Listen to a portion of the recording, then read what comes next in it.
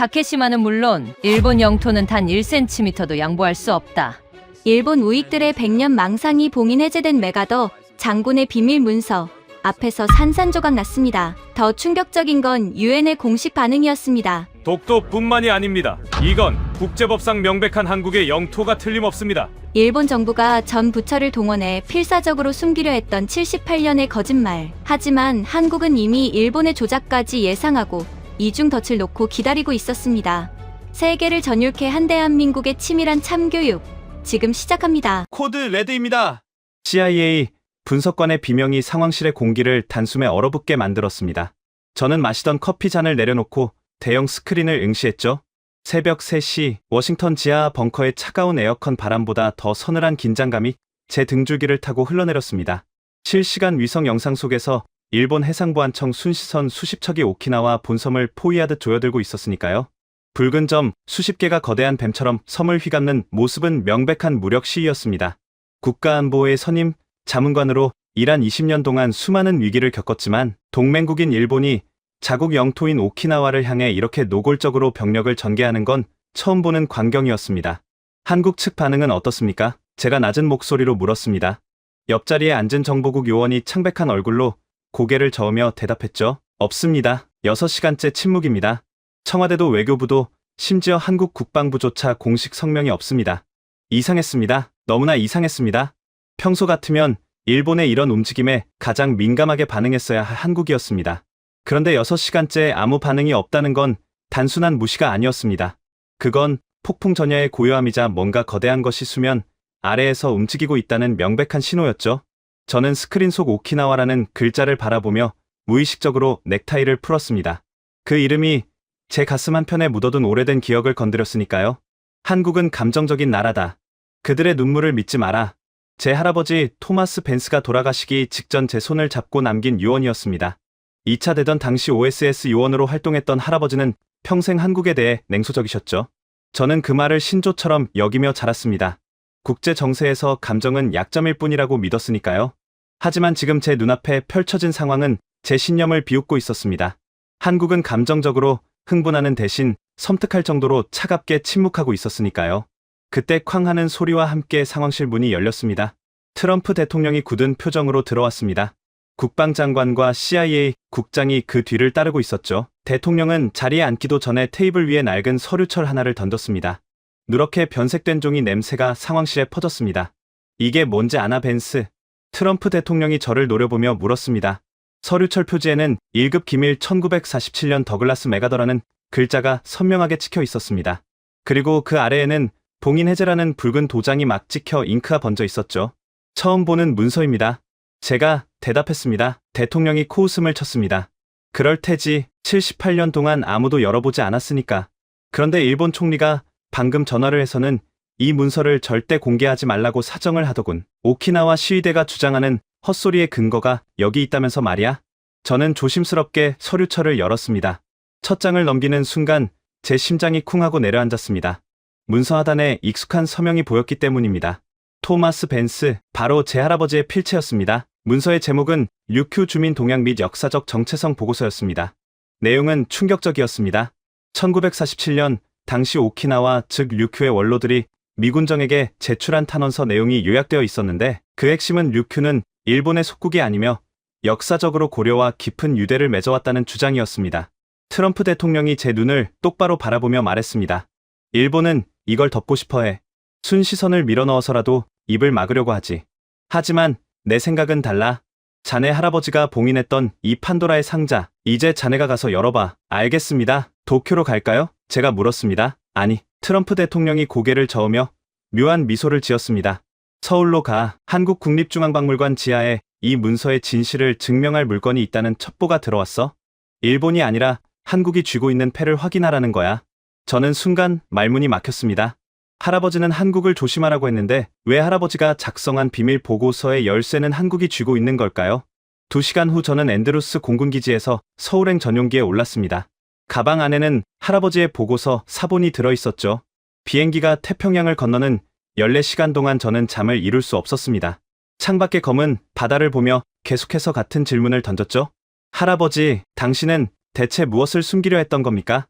그리고 한국은 도대체 무엇을 준비해 두었기에 이토록 조용한 겁니까? 인천공항에 도착했을 때 서울의 하늘은 잔뜩 흐려 있었습니다.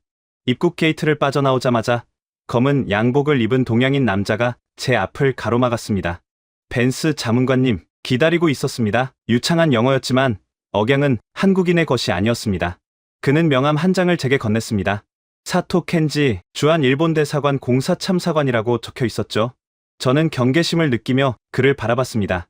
일본 정부 관계자가 왜 한국 공항에서 저를 기다리는 거죠? 자문관님, 굳이 한국 측 사람들을 만나실 필요 없습니다. 사토 공사참사관이 부드러운 미소를 지으며 말했습니다. 그의 손에는 두툼한 가죽 서류 가방이 들려 있었습니다. 여기 저희가 준비한 자료가 있습니다. 300페이지 분량의 역사 검증 보고서입니다. 류큐와 일본이 하나라는 완벽한 증거들이죠. 이걸 보시면 한국의 주장이 얼마나 터무니없는 날조인지 아시게 될 겁니다. 호텔로 모시겠습니다. 최고급 스위트룸을 준비했습니다. 그의 태도는 지나칠 정도로 정중했지만 눈빛은 뱀처럼 차가웠습니다. 저는 그가 내민 서류 가방을 바라보며 묘한 위화감을 느꼈습니다. 일본은 제가 한국 땅을 밟자마자 저를 채가려고 하고 있었습니다. 마치 제가 한국 측과 접촉하는 것을 필사적으로 막으려는 것처럼요. 그때였습니다. 제 등 뒤에서 낮고 굵은 목소리가 들려왔습니다. 손 치우시죠, 사토 공사참사관님. 미국의 손님은 우리가 모십니다. 저는 뒤를 돌아보았습니다. 그곳에는 낡은 트렌치코트를 입은 중년의 남자가 서 있었습니다. 꾸미지 않은 외모였지만 바위처럼 단단한 인상이었죠. 그가 저에게 눈짓을 하며 말했습니다. 국립중앙박물관 고문서 보존센터장 한서준입니다. 오시죠, 벤스 자문관님. 진짜를 보러 가야 하지 않겠습니까? 저는 두 남자 사이에 섰습니다. 화려한 보고서를 내미는 일본의 외교관과 빈손으로 서 있는 한국의 학자. 할아버지가 남긴 경고와 대통령이 내린 지시가 머릿속에서 충돌했습니다. 하지만 제 본능은 말하고 있었습니다. 일본의 저 완벽해 보이는 보고서에는 뭔가 치명적인 함정이 있다고 말이죠. 저는 사토 공사참사관을 지나쳐 한서준 센터장 쪽으로 발걸음을 옮겼습니다. 사토의 표정이 순식간에 일그러지는 것을 곁눈질로 보았죠. 한서준 센터장의 차에 올라타자마자 차는 빠른 속도로 공항을 빠져나갔습니다. 차 안에는 무거운 침묵만이 흘렀습니다. 저는 참지 못하고 물었죠. 센터장님, 일본은 순시선까지 동원했는데 한국은 왜 침묵하는 겁니까? 대체 뭘 믿고 이러는 겁니까? 한서준 센터장은 북미러로 저를 힐끗 보더니 짧게 대답했습니다. 짖는 개는 물지 못합니다. 우리는 물 준비가 끝났을 뿐입니다. 그 말이 끝나자마자 차는 서울 용산 국립중앙박물관 지하 주차장으로 들어갔습니다. 하지만 차는 멈추지 않고 계속해서 아래로 내려갔습니다. 지하 2층, 지하 3층, 지하 4층, 일반인의 출입이 통제된 구역을 지나 마침내 지하 5층 거대한 강철 문 앞에 멈춰섰습니다. 쾅 하는 소리와 함께 육중한 문이 열리자 제 눈앞에 믿을 수 없는 광경이 펼쳐졌습니다. 도대체 이곳은 축구장 2개 크기의 거대한 지하 벙커, 수백 개의 항온 항습 장치가 웅웅거리는 소리를 내며 돌아가고 있었고 그 중앙에는 붉은 조명을 받은 유리관 127개가 도열해 있었습니다. 마치 고대 왕릉의 호위무사들처럼 말이죠. 저는 홀린 듯이 차에서 내렸습니다. 한서준 센터장이 제 옆에 서서 조용히 말했습니다. 어서 오십시오, 벤스 자문관님. 이곳이 바로 일본이 그토록 두려워하는 시간의 요새입니다. 그리고 저 유리관 안에 당신이 찾는 대답이 있습니다. 저는 침을 꿀꺽 삼켰습니다. 유리관 속에는 600년의 세월을 견뎌낸 낡은 종이들이 숨을 쉬고 있었습니다. 그리고 그 종이들 위에는 선명하게 붉은색 도장이 찍혀 있었죠. 그것은 단순한 도장이 아니었습니다. 역사를 뒤집을 붉은 눈동자였습니다. 그런데 그 순간 제 주머니 속의 휴대폰이 미친 듯이 울리기 시작했습니다.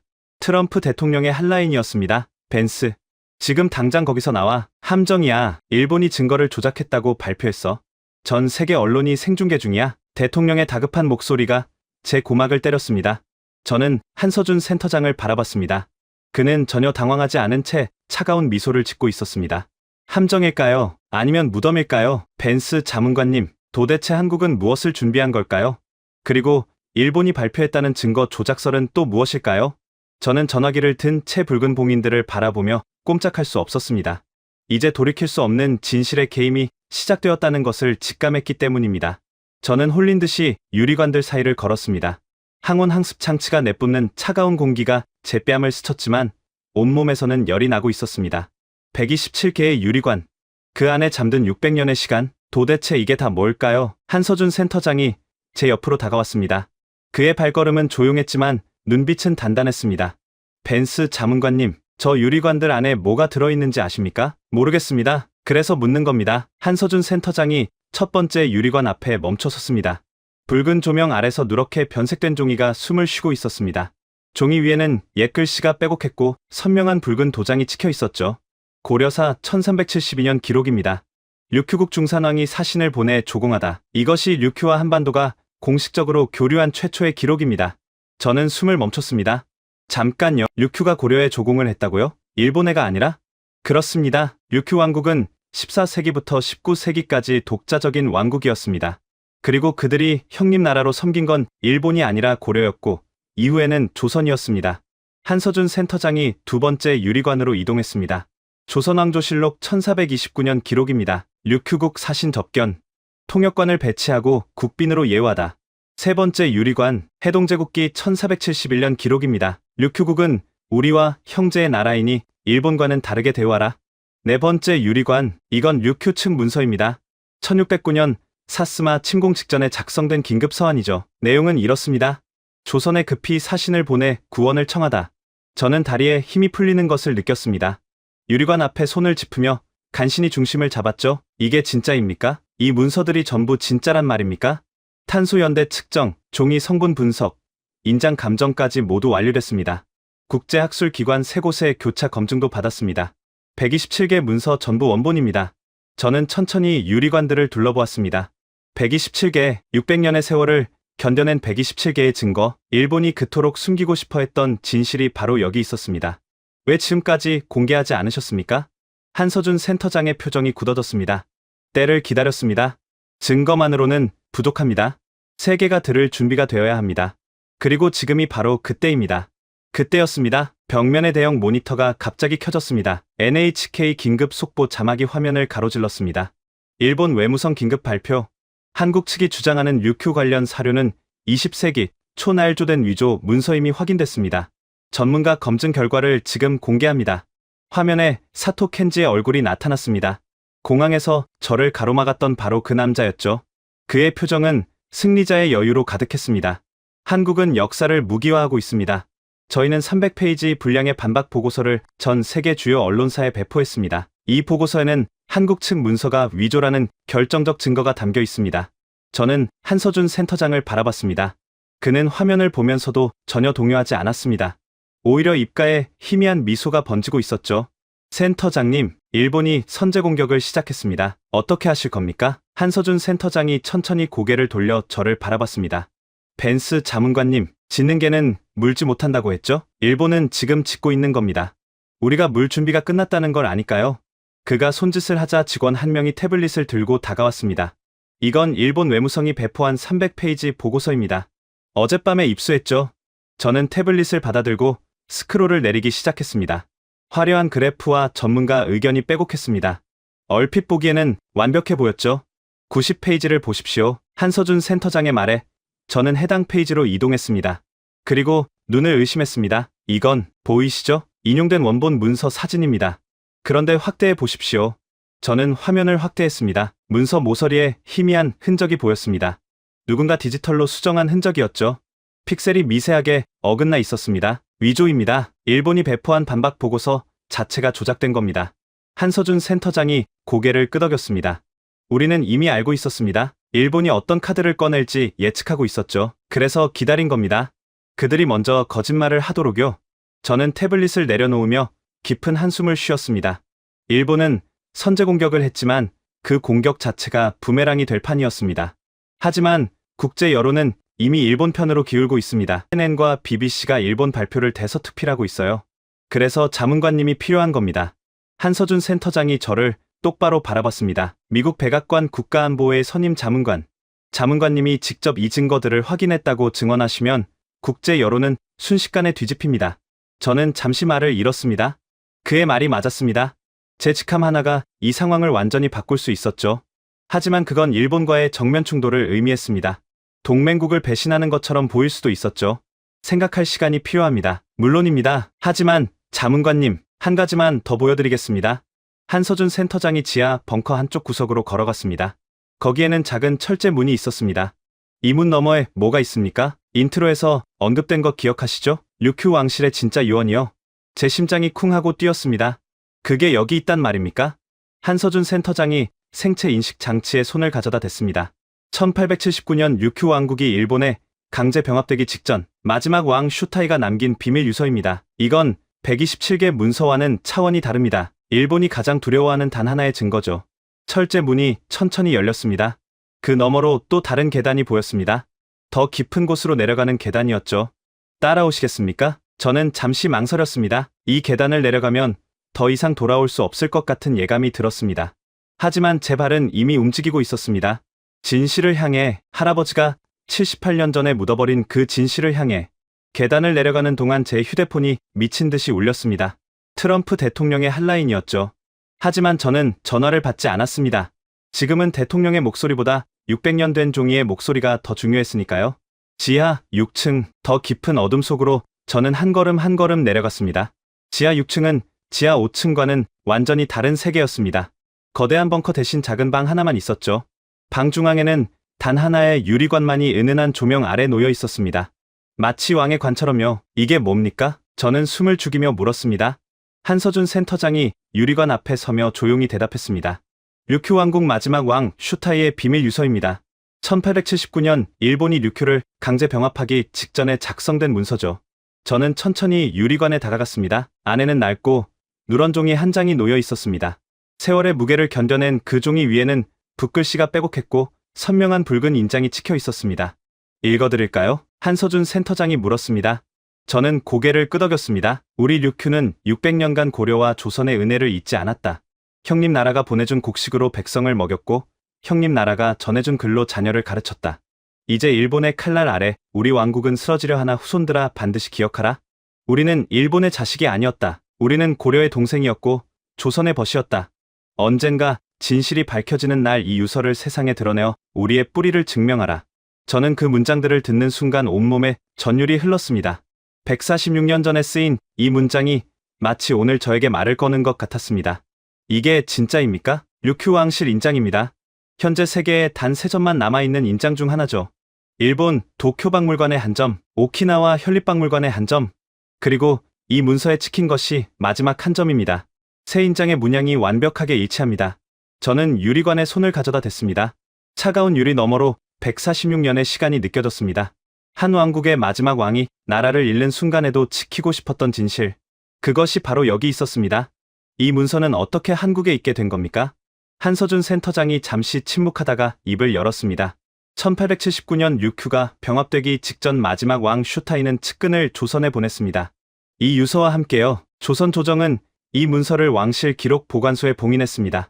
그리고 145년간 단 한 번도 공개된 적이 없죠. 왜 공개하지 않았습니까? 때가 아니었으니까요. 시기에는 공개할 수 없었고 해방 후에는 한일 관계 때문에 공개하기 어려웠습니다. 하지만 지금은 다릅니다. 저는 고개를 돌려 한서준 센터장을 바라봤습니다. 뭐가 다릅니까? 자문관님이 오셨잖아요. 미국 백악관에서요.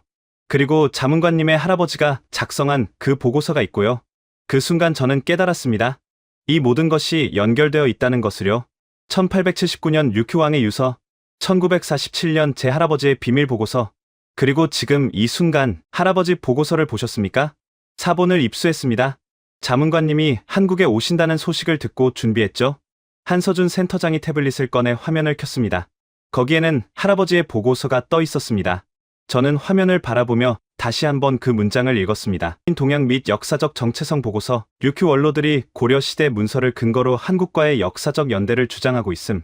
자문관님의 할아버지는 1947년에 이미 알고 있었습니다. 류큐와 한국의 관계를요. 하지만 냉전 때문에 봉인했죠. 저는 눈을 감았습니다. 할아버지의 얼굴이 떠올랐습니다. 돌아가시기 전 저에게 남긴 마지막 말, 한국은 감정적인 나라다. 그들의 눈물을 믿지 마라. 그 말은 경고가 아니었습니다. 변명이었습니다. 자신이 진실을 묻어버린 것에 대한 변명? 손자에게 같은 실수를 하라는 유언이었던 거죠. 할아버지는 왜 그랬을까요? 제가 중얼거렸습니다. 한서준 센터장이 조용히 대답했습니다. 1947년은 냉전이 시작되던 해입니다. 미국은 일본을 아시아의 방파제로 삼아야 했죠. 소련과 중국을 막기 위해서요. 그 상황에서 오키나와가 일본 땅이 아니라는 증거는 미국의 전략을 흔드는 폭탄이었을 겁니다. 그래서 진실을 묻었다? 전략적 선택이었겠죠. 하지만 78년이 지난 지금 그 선택의 대가를 치를 때가 왔습니다. 저는 다시 유리관 속 유서를 바라봤습니다. 146년 전 류큐의 마지막 왕, 78년 전 제 할아버지. 두 사람 모두 진실을 알고 있었습니다. 하지만 왕은 진실을 지키려 했고 할아버지는 진실을 묻으려 했죠. 센터장님, 솔직히 말씀해 주십시오. 한국은 이 문서들로 뭘 하려는 겁니까? 오키나와가 한국 땅이라고 주장하려는 건 아니겠죠? 한서준 센터장이 고개를 저었습니다. 우리는 영토를 원하는 게 아닙니다. 진실을 원하는 겁니다. 오키나와 주민 150만 명이 자신들의 진짜 역사를 알 권리가 있습니다. 그들이 일본인인지 류큐인인지 스스로 선택할 권리가 있단 말입니다. 하지만 일본은 절대 인정하지 않을 겁니다. 그래서 자문관님이 필요한 겁니다. 미국이 움직이면 일본도 움직일 수밖에 없습니다. 저는 잠시 침묵했습니다. 센터장의 말이 맞았습니다. 미국 백악관의 선임 자문관이 이 증거들을 인정하면 국제 여론은 완전히 바뀔 것입니다. 하지만 그건 제가 할아버지의 선택을 뒤집는 것을 의미했습니다. 그때 제 휴대폰이 다시 울렸습니다. 트럼프 대통령이었습니다. 이번에는 받아야 했습니다. 벤스, 도대체 어디 있는 거야? 일본이 난리야. 자네가 한국 측과 접촉했다고 항해 전화가 빗발치고 있어. 대통령님, 저는 지금 국립중앙박물관 지하에 있습니다. 그리고 대통령님이 보셔야 할 것이 있습니다. 뭔데? 류큐 마지막 왕의 유서입니다. 1879년에 작성된 원본이요. 제 할아버지 보고서에 언급된 그 증거가 여기 있습니다. 전화기 너머로 잠시 침묵이 흘렀습니다. 확실한 거야? 제 눈으로 직접 확인했습니다. 그리고 대통령님, 일본이 배포한 반박 보고서는 조작입니다. 디지털 위조 흔적이 발견됐습니다. 또다시 침묵. 벤스, 지금 하는 말이 사실이라면 이건 역사가 뒤집히는 거야. 알고 있지? 알고 있습니다. 그래서 전화드린 겁니다. 트럼프 대통령이 깊은 한숨을 쉬었습니다. 좋아, 증거를 가지고 와. 내가 직접 보겠어. 그리고 벤스, 일본 측 접촉은 피해. 지금 도쿄가 완전히 뒤집혔거든. 전화가 끊겼습니다. 저는 휴대폰을 주머니에 넣으며 한서준 센터장을 바라봤습니다. 대통령님이 증거를 원하십니다. 예상했습니다. 사본은 이미 준비해뒀습니다. 한서준 센터장이 서류 가방을 열었습니다. 안에는 127개의 문서와 왕실 유서의 고해상도 사본이 들어있었습니다. 그리고 자문관님, 한 가지 더 보여드릴 게 있습니다. 또 뭐가 있습니까? 도쿄에서 연락이 왔습니다. 일본 외무성 내부에서 양심 고백을 하겠다는 사람이 나타났습니다. 저는 눈을 크게 떴습니다. 내부 고발자요? 30년 넘게 류큐 관련 사료 은폐 작업을 직접 수행했던 퇴직 관료입니다. 더 이상 침묵할 수 없다며 연락해왔습니다. 저는 잠시 생각했습니다. 한국의 127개 문서, 류큐 왕실의 유서, 그리고 일본 내부 고발자. 3개의 증거가 모이면 일본은 더 이상 부정할 수 없을 것입니다. 그 사람을 만나야 합니다. 도쿄로 가시겠습니까? 위험할 수 있습니다. 가야죠. 이 정도 증거가 모이면 역사가 바뀝니다. 제 할아버지가 78년 전에 하지 못한 일을 제가 해야 할 것 같습니다. 한서준 센터장이 고개를 끄덕였습니다. 비행기를 준비하겠습니다. 그리고 자문관님, 한 가지만 기억하십시오. 뭡니까? 진실은 언젠가 반드시 승리합니다. 78년이 걸렸지만요. 저는 유리관 속왕의 유서를 마지막으로 바라봤습니다. 146년 전 한왕이 나라를 잃으면서도 지키고 싶었던 단 하나의 진실. 저는 이제 그 진실을 세상에 드러내려 합니다. 할아버지가 묻어버린 그 진실을요. 지하 6층을 나서며 저는 중얼거렸습니다.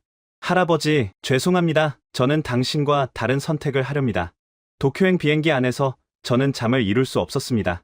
창밖으로 보이는 구름 바다가 마치 78년간 숨겨진 진실처럼 하얗고 두꺼웠습니다.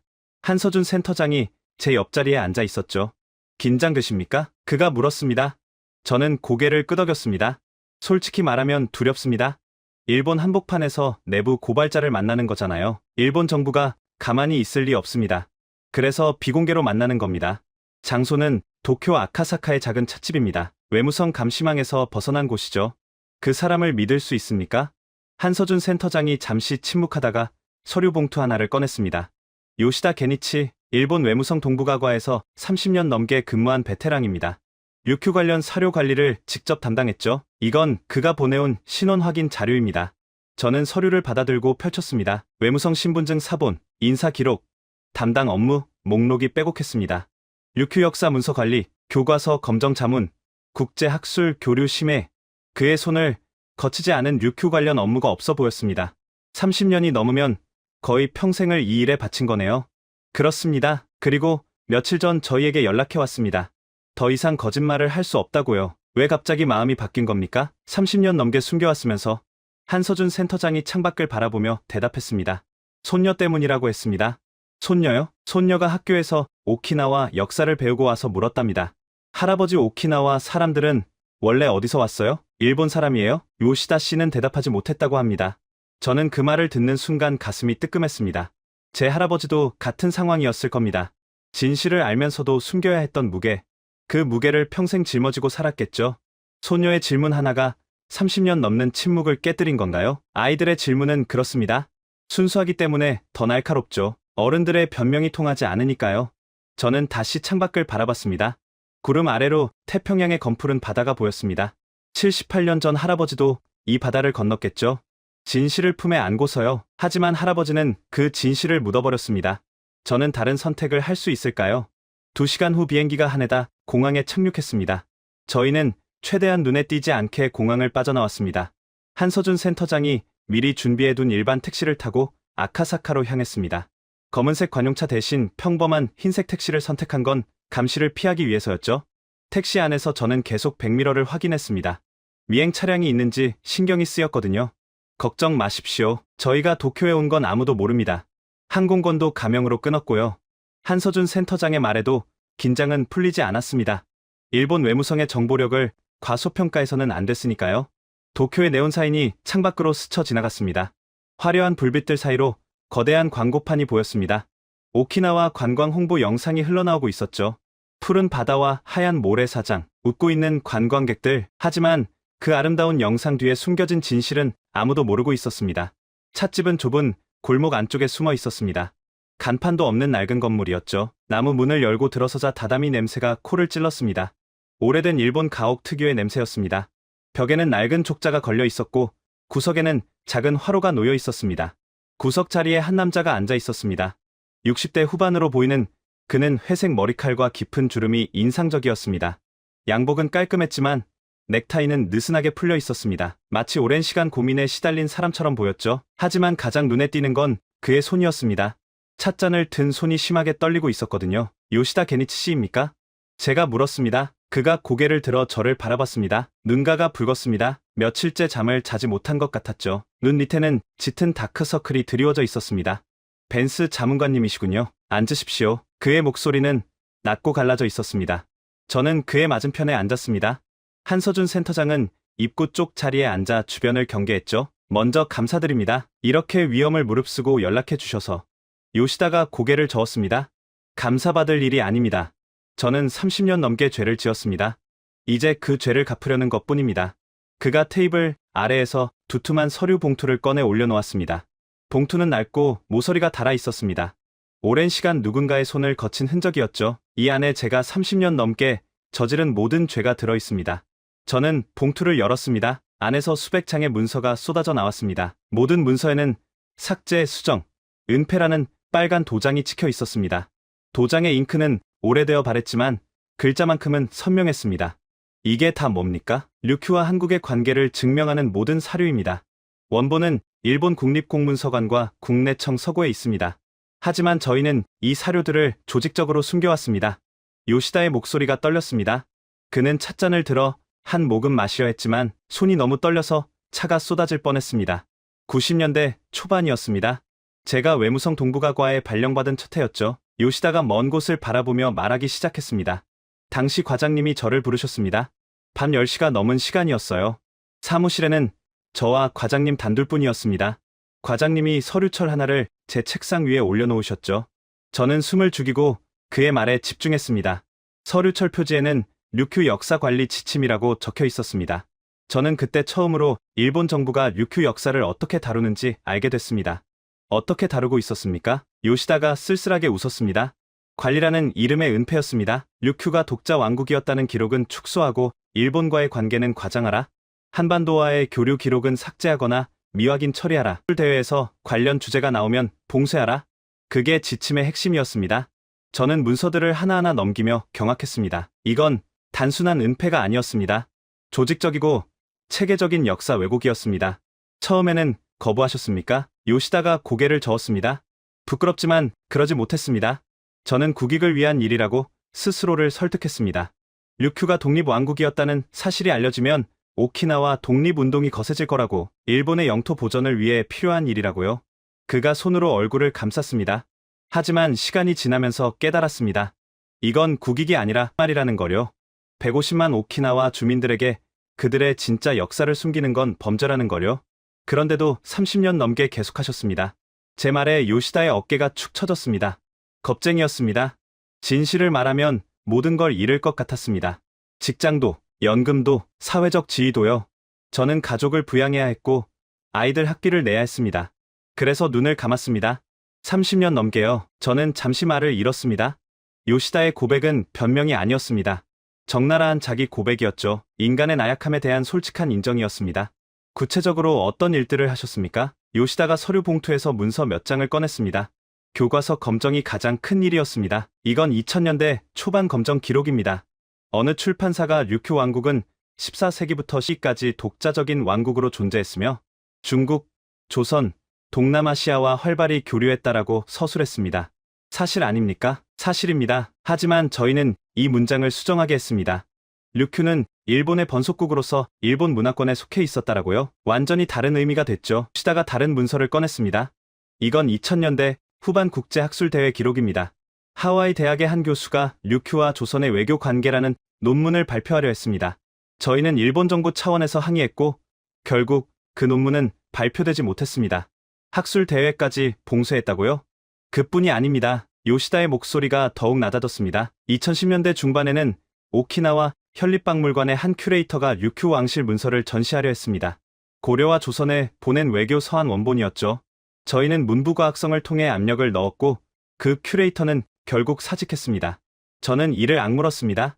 한 사람의 인생을 망가뜨린 겁니다. 진실을 말하려 했다는 이유만으로요. 정부 차원에서 이런 일을 했다는 겁니까? 외무성뿐만이 아닙니다. 문부과학성, 내각부, 심지어 총리실까지 관여했습니다. 30년 넘게 역대 정권이 모두 이 작업에 참여했습니다. 정권이 바뀌어도 이 지침만큼은 바뀌지 않았습니다. 저는 잠시 말을 잃었습니다. 이 정도 규모의 조직적 은폐라면 일본 정부 전체가 흔들릴 수 있었습니다. 왜 지금 이걸 폭로하려는 겁니까? 30년 넘게 참았으면서 요시다가 주머니에서 사진 한 장을 꺼냈습니다. 어린 소녀가 해맑게 웃고 있는 사진이었습니다. 분홍색 원피스를 입고 두 손으로 V를 그리고 있었죠. 제 손녀입니다. 유이라고 해요. 올해 8살이죠. 요시다의 눈에 눈물이 고이기 시작했습니다.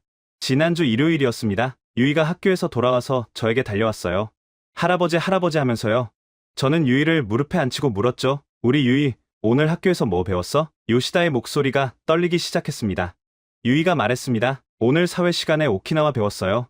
선생님이 오키나와는 옛날부터 일본이었대요. 저는 웃으면서 그래 그랬구나 하고 대답하려 했습니다. 그런데 유이가 갑자기 고개를 갸웃거리면서 물었어요. 요시다가 사진을 쓰다듬었습니다. 할아버지 근데 유이 친구 미사키는 아니래요. 미사키 할머니가 옛날에 오키나와는 일본이 아니었대요. 뭐가 맞아요? 찻집 안에 무거운 침묵이 흘렀습니다. 저는 대답하지 못했습니다. 유이의 맑은 눈이 저를 똑바로 바라보고 있었습니다. 할아버지 왜 대답 안 해요? 유이가 다시 물었습니다. 저는 그냥 할아버지가 나중에 알아볼게 하고 얼버무렸습니다. 요시다의 눈에서 눈물이 뚝뚝 떨어졌습니다. 그날 밤 저는 잠을 자지 못했습니다. 30년 넘게 제가 숨겨온 진실이 8살 손녀의 질문 앞에서 저를 짓누르고 있었습니다. 저는 평생 거짓말을 했습니다. 그리고 그 거짓말이 이제 제 손녀의 교과서에까지 들어가 있습니다. 요시다가 두 손으로 얼굴을 감쌌습니다. 유이가 자라서 진실을 알게 되면 저를 어떻게 생각할까요? 할아버지가 그 거짓말을 만든 사람 중 하나였다는 걸 알면요. 저는 그 생각을 견딜 수 없었습니다. 저는 그 순간 제 할아버지를 떠올렸습니다. 토마스 벤스, 78년 전 진실을 묻어버린 사람. 그리고 돌아가시기 전 저에게 남긴 유언. 한국은 감정적인 나라다. 그들의 눈물을 믿지 마라. 할아버지도 알고 있었습니다. 진실을요. 하지만 묻어버렸습니다. 그리고 손자인 저에게까지 거짓말을 유산으로 남겼죠. 할아버지는 진실을 말할 기회가 있었지만 선택하지 않았습니다. 요시다와 제 할아버지, 두 사람 모두 진실을 알면서 숨겼습니다. 하지만 요시다는 달랐습니다. 그는 손녀 앞에서 떳떳해지기로 선택했습니다.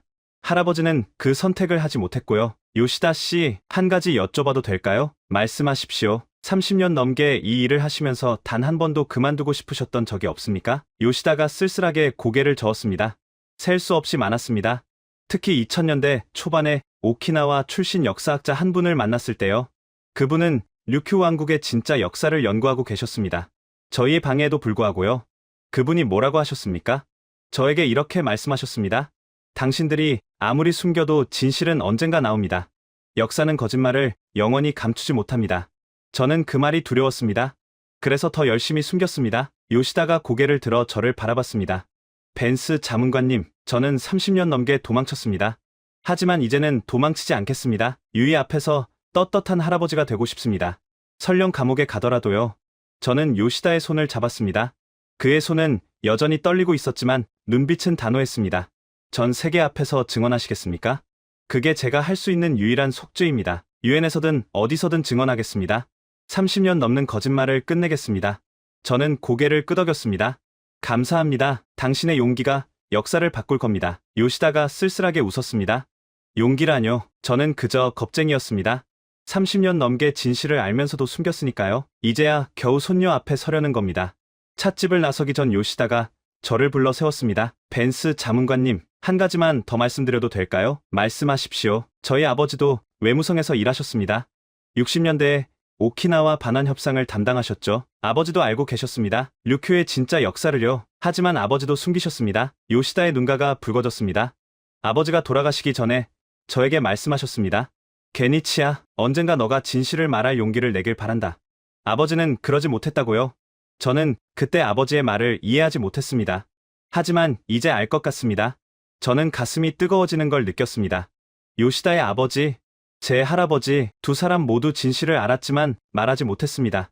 그리고 그 무게를 자식들에게 물려줬죠. 요시다 씨의 아버지도 제 할아버지도 시대의 포로였던 것 같습니다. 하지만 우리는 다를 수 있습니다. 요시다가 고개를 끄덕였습니다. 그렇습니다. 우리 세대에서 끝내야 합니다. 더 이상 다음 세대에 거짓말을 물려둬서는 안 됩니다. 찻집을 나서며 저는 하늘을 올려다봤습니다. 도쿄의 밤하늘에는 별이 보이지 않았습니다. 하지만 제 마음속에는 작은 빛 하나가 켜지고 있었습니다. 한서준 센터장이 제 옆에 섰습니다. 어떻게 하시겠습니까? 유엔 기자회견을 준비해야 합니다. 한국의 127개 문서, 류큐 왕실 유서, 그리고 요시다의 증언, 3개의 증거를 전 세계에 공개해야 합니다. 일본이 가만히 있지 않을 겁니다. 알고 있습니다. 하지만 이제 늦었습니다. 진실은 이미 움직이기 시작했으니까요. 저는 휴대폰을 꺼내 트럼프 대통령에게 전화를 걸었습니다. 대통령님, 도쿄에서 결정적 증거를 확보했습니다. 일본 외무성 내부 고발자입니다. 30년 넘는 조직적 은폐를 증언할 준비가 되어 있습니다. 전화기 너머로 잠시 침묵이 흘렀습니다. 확실한 거지? 제 눈으로 직접 문서를 확인했습니다. 교과서 검정 기록, 학술대회 봉쇄 기록, 심지어 총리실 지시 문서까지 있습니다. 대통령님, 이건 역사가 뒤집히는 겁니다. 트럼프 대통령이 깊은 한숨을 쉬었습니다. 좋아 벤스, 유엔 기자회견을 준비해. 내가 직접 성명을 발표하겠어. 일본이 78년간 우리를 속였다면 그 대가를 치러야지. 전화가 끊겼습니다. 저는 휴대폰을 주머니에 넣으며 한서준 센터장을 바라봤습니다. 사흘 후 유엔에서 뵙겠습니다. 한서준 센터장이 고개를 끄덕였습니다. 역사가 바뀌는 순간을 함께하게 되어 영광입니다. 저는 도쿄의 밤거리를 걸으며 생각했습니다. 78년 전 할아버지는 진실을 묻었습니다.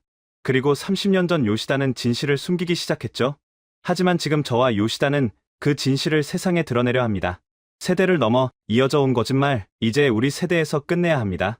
할아버지, 죄송합니다. 저는 당신의 유언을 어기렵니다. 유엔 본부 앞에 도착했을 때 저는 숨을 멈춰야 했습니다. 전 세계에서 몰려든 취재진이 건물 입구를 가득 메우고 있었거든요. CNN, BBC, CK, 알자지라, 로이터, 피통신, 글로벌 미디어가 총출동한 건 이번이 처음이 아니었지만 이토록 팽팽한 긴장감은 처음이었습니다. 벤스 자문관님, 준비되셨습니까? 한서준 센터장이 물었습니다. 저는 고개를 끄덕였지만 솔직히 심장이 터질 것 같았습니다. 오늘 이 기자회견이 끝나면 세상은 완전히 달라질 겁니다. 더 이상 되돌릴 수 없는 강을 건너는 거죠. 경호원들의 호의를 받으며 건물 안으로 들어갔습니다. 복도를 걸으며 저는 계속 뒤를 돌아봤습니다. 요시다 게니치가 뒤따라오고 있었거든요. 그의 얼굴은 창백했지만 걸음만큼은 흔들리지 않았습니다. 요시다 씨, 괜찮으십니까? 제가 물었습니다. 요시다가 쓸쓸하게 웃었습니다. 솔직히 다리가 후들거립니다. 하지만 여기까지 왔는데 물러설 수는 없죠. 유이가 보고 있을 테니까요.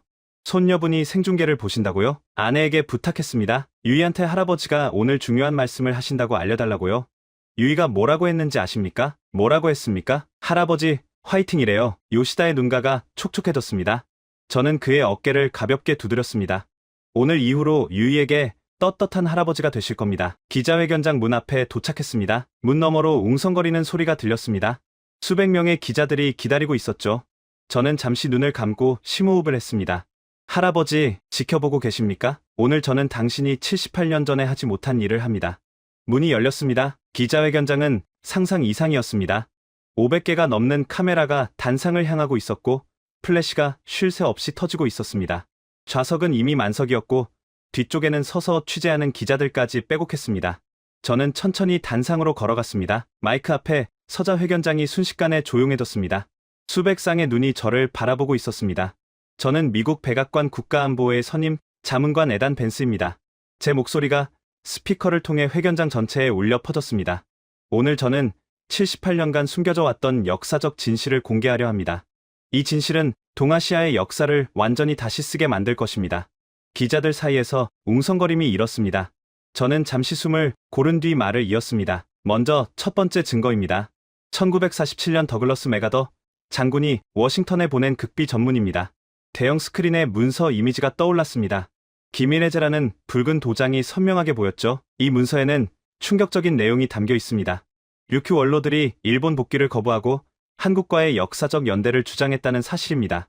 하지만 미국 정부는 냉전 전략상 이 보고서를 78년간 봉인했습니다. 플래시가 폭풍처럼 터져 나왔습니다. 기자들의 손이 분주하게 움직이며 받아 적고 있었죠. 그리고 이 보고서의 작성자는 당시 OSS 요원이었던 토마스 벤스입니다. 저는 잠시 말을 멈추고 기자들을 바라봤습니다. 제 할아버지입니다. 회견장이 술렁였습니다. 기자들이 서로 얼굴을 쳐다보며 충격을 감추지 못했죠.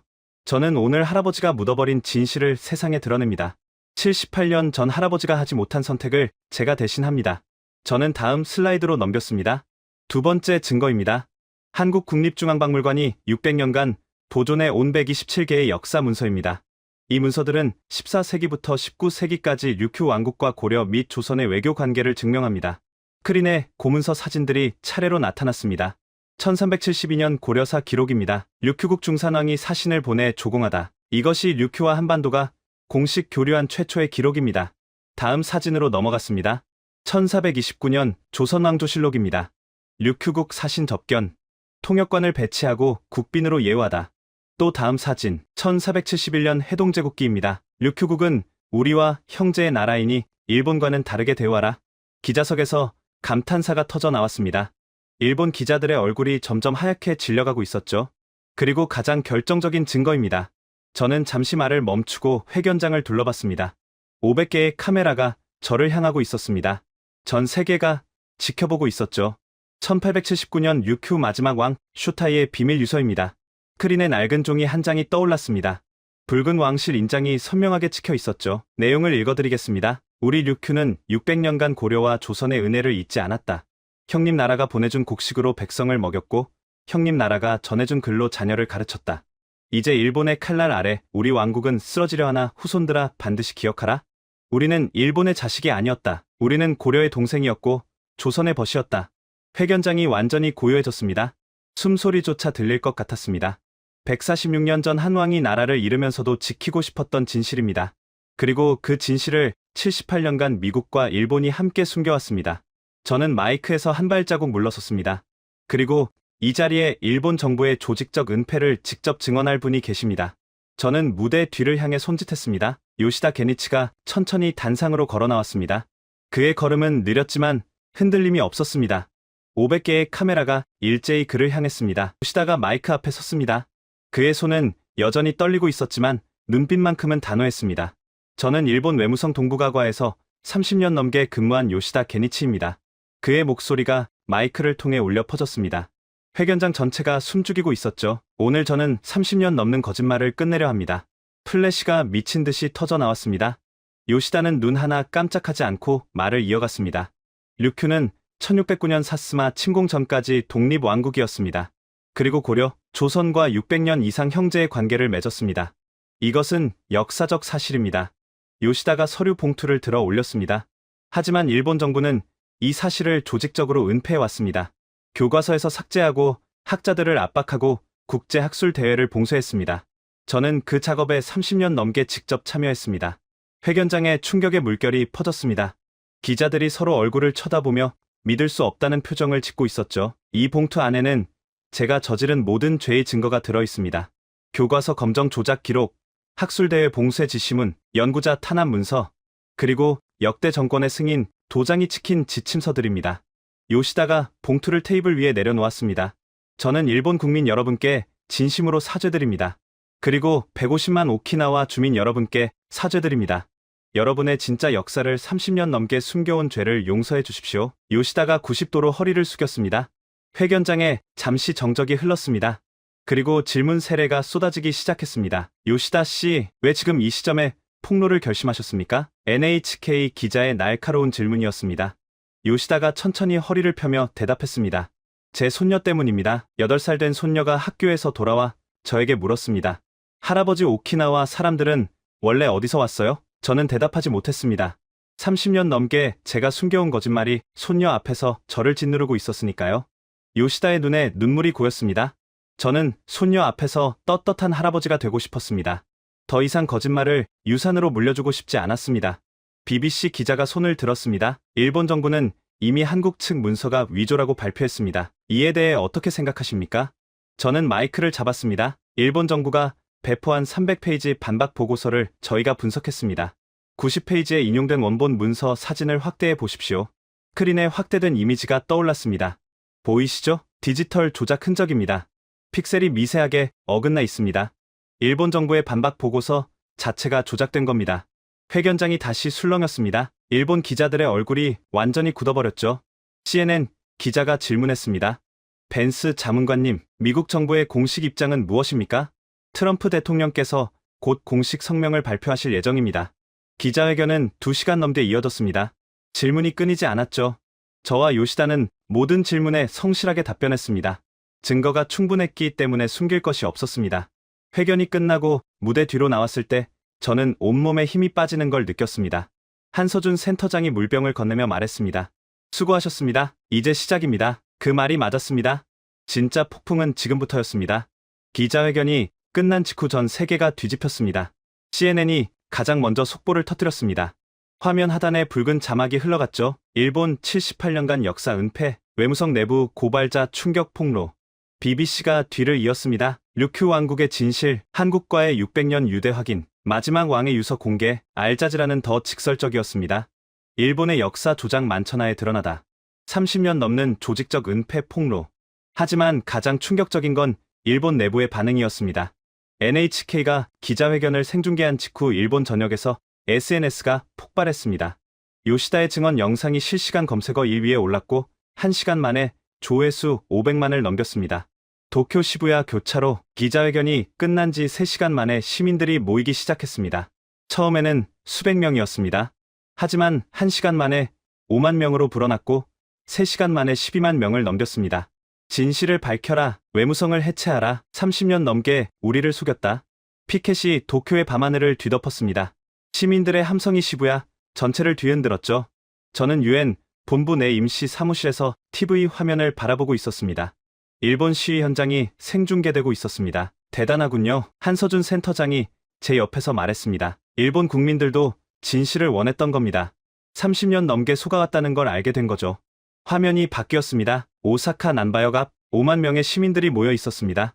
후쿠오카 텐진 지구 3만 명, 나고야 역 앞 4만 명, 일본 전역이 들끓고 있었습니다.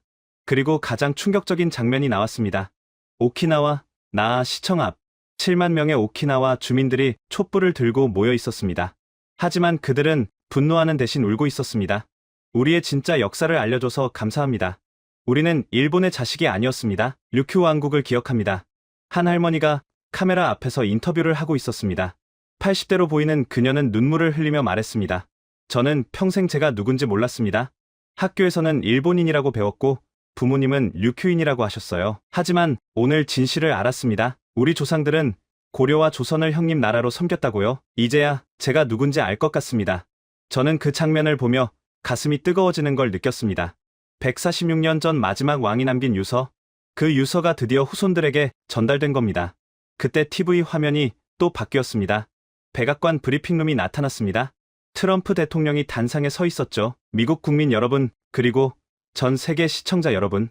트럼프 대통령의 표정이 굳어 있었습니다. 오늘 저는 매우 유감스러운 발표를 해야 합니다. 일본은 78년간 미국을 속였습니다. 플래시가 터지기 시작했습니다. 1947년 메가더 장군은 류큐의 진실을 담은 보고서를 워싱턴에 보냈습니다. 하지만 일본 정부는 이 보고서를 묵살하도록 압력을 넣었고 진실을 은폐하는 데 미국을 이용했습니다. 트럼프 대통령이 테이블을 손으로 쳤습니다. 이것은 동맹의 배신입니다. 78년간의 배신입니다. 회견장이 술렁였습니다. 미국 정부는 한국관광물관이 공개한 127개의 문서와 류큐 왕실 유서의 진위를 확인했습니다. 모두 원본입니다. 그리고 요시다 씨의 증언도 사실로 확인됐습니다. 트럼프 대통령이 카메라를 똑바로 바라봤습니다. 미국은 더 이상 거짓말에 동조하지 않겠습니다. 진실은 진실입니다. 류큐 왕국은 독자적인 국가였고 한반도와 600년간 형제의 관계를 맺었습니다. 이것이 역사적 사실입니다.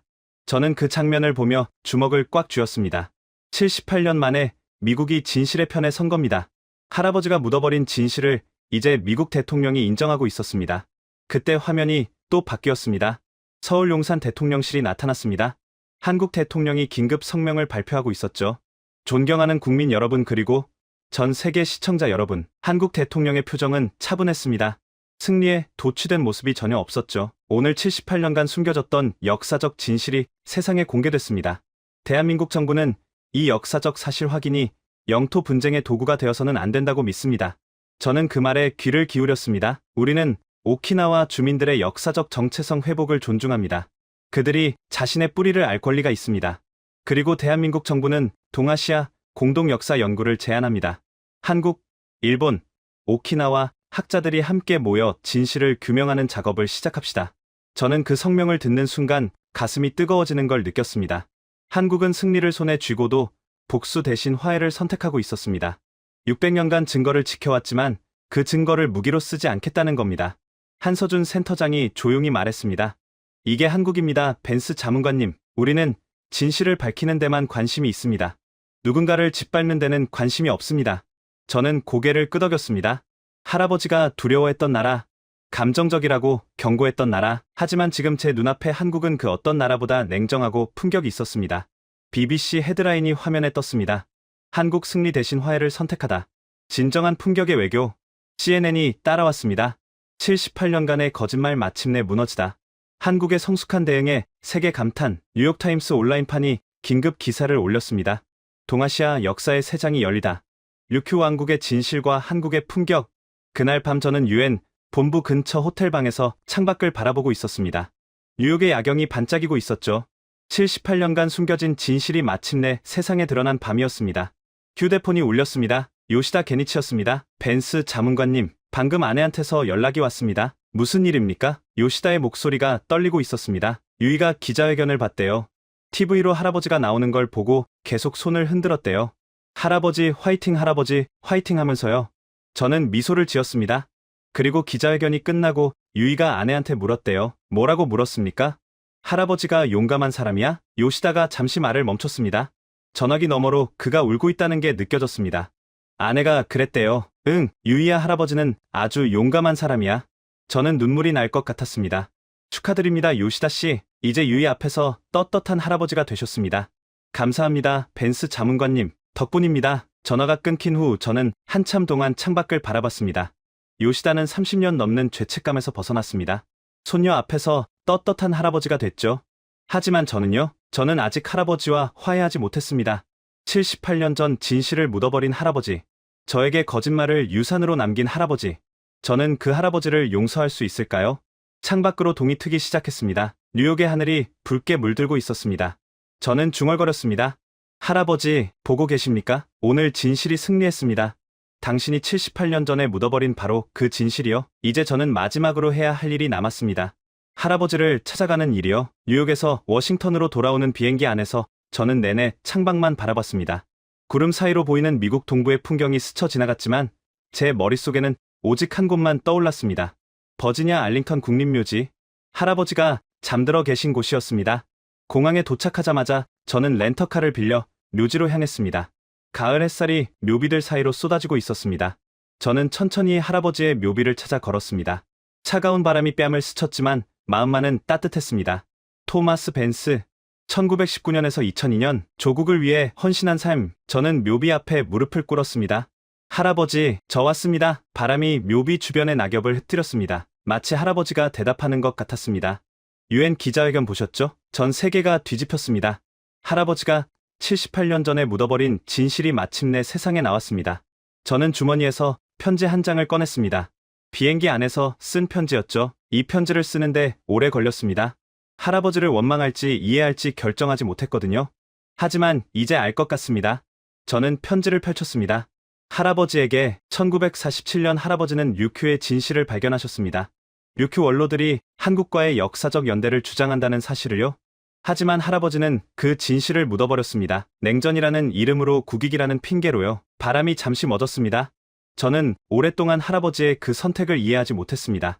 어떻게 진실을 알면서도 숨길 수 있는지요. 하지만 도쿄에서 요시다 씨를 만나고 깨달았습니다. 진실을 숨기는 건 용기가 없어서가 아니라 두려움 때문이라는 거요. 저는 묘비를 쓰다듬었습니다. 할아버지도 두려우셨겠죠. 진실을 밝히면 동맹이 무너지고 전략이 흔들릴 테니까요. 그래서 묻으셨겠죠. 하지만 할아버지, 진실은 묻어도 사라지지 않았습니다. 78년이 걸렸지만 결국 세상에 나왔습니다. 눈물이 흘러내렸습니다.